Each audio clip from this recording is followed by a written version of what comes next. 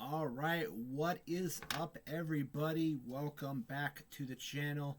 Brian here with a real quick Aew Worlds End 2025 recap, recapping all of the events that took place tonight at Worlds End for All Elite Wrestling. So let's get into it. Now, over on the 0 Hour pre-show that was on their official YouTube channel, we saw Julia Hart and Sky Blue pick up a big tag team win in the women's tag team division as they defeated Hyan and Maya World. There were 3 other matches that were added to the pre-show. One of the matches was Eddie Kingston going one-on-one with Zach Gibson of the Grizzled Young Veterans, and Eddie Kingston picked up the win via pinfall over Zach Gibson in that one. Afterwards, Zach Gibson and James Drake, they would go after Eddie Kingston after the match and would beat him down until Ortiz made his return from injury to make the save. So that was pretty much it for that. In tag team competition, Mascara Dorada and Ring of Honor World Champion Bandito, they were victorious over 2 members of the Don Callis family, Mark Davis and Rocky Romero. And then in the last match of the pre-show, it was Jet Speed, Speedball Mike Bailey, and Kevin Knight teaming up with Jurassic Express, Jungle Jack Perry, and Luchasaurus to defeat Josh Alexander and Ricochet and the Gates of Agony, the Demand, in an 8-man tag team matchup. Then we move on to the main show itself. They announced on the 0 Hour pre-show that the Continental Classic semifinals were going to be kicking off the main show, and that's exactly what happened. Kazuchika Okada was victorious over Konosuke Takeshita, using some dubious actions of using the screwdriver that was hidden in one of the corners of the ring. Okada would use it when the referee was distracted on Takeshita for the 1-2-3, and that was pretty much it for that. So Okada advanced to the finals. Then, in the match with Kyle Fletcher and Jon Moxley, Fletcher was looking to use that same screwdriver. However, after Okada used it, he threw it under the ring. So it was not there for Kyle Fletcher to use.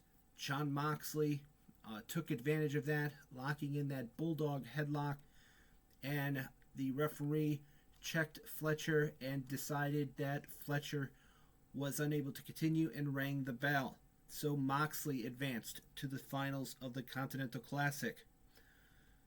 FTR are still your AEW World Tag Team Champions after defeating the Bang Bang Gang, Juice Robinson, and I believe it was Austin Gunn,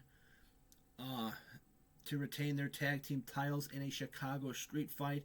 That was actually really good. I thought the Bang Bang Gang were going to walk out as the new champions, but FTR proving once again how dominant of a team they and champions they are.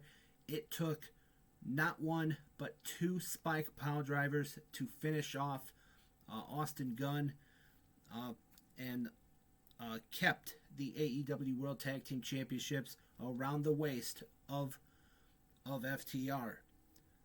The Babes of Wrath, Harley Cameron and Willow Nightingale, are still your AEW Women's Tag Team Champions when they defeated the Ring of Honor Women's World Champion Athena and Mercedes Moné, when Willow Nightingale pinned Mercedes to pick up the win for her team. Then a little bit later on during an interview segment where Mercedes obviously was upset about losing that match, she issued a challenge to Willow Nightingale for this Wednesday night on Dynamite, and Tony Khan has granted that match. And this Wednesday night for the TBS Championship, it will be Mercedes Moné defending against Willow Nightingale. Also, another big match that was signed for this Wednesday night will be for the AEW, the AEW National Championship. Ricochet will defend against Jungle Jack Perry. This came about because Jack Perry scored the winning pinfall in that 8-man tag match that happened on the pre-show over Ricochet, and thus this Wednesday night Ricochet will defend his national championship against Jungle Jack Perry. Those are two huge championship matches happening this Wednesday night on Dynamite. Another really good match that happened tonight at World's End. It was Darby Allin defeating Gabe Kidd when he reversed a rear naked choke that Gabe Kidd had applied to Darby. Darby reversed it into a pinning combination and pinned Gabe Kidd for the 1-2-3. Then, in the Mixed Nuts Mayhem match, it was Mark Briscoe, Orange Cassidy, Roderick Strong, and Timeless Tony Storm defeating the Death Riders when Mark Briscoe pinned Wheeler Yuta after hitting the J Driller. As I mentioned earlier, the interview with Mercedes Moné, that would set up this Wednesday night's TBS Championship match with her defending against Willow Nightingale. Then, for the AEW Women's World Championship, Chris Statlander defeated Jamie Hayter in a very competitive matchup that could have gone either way. In the finals of the Continental Classic, Jon Moxley is your new AEW Continental Champion.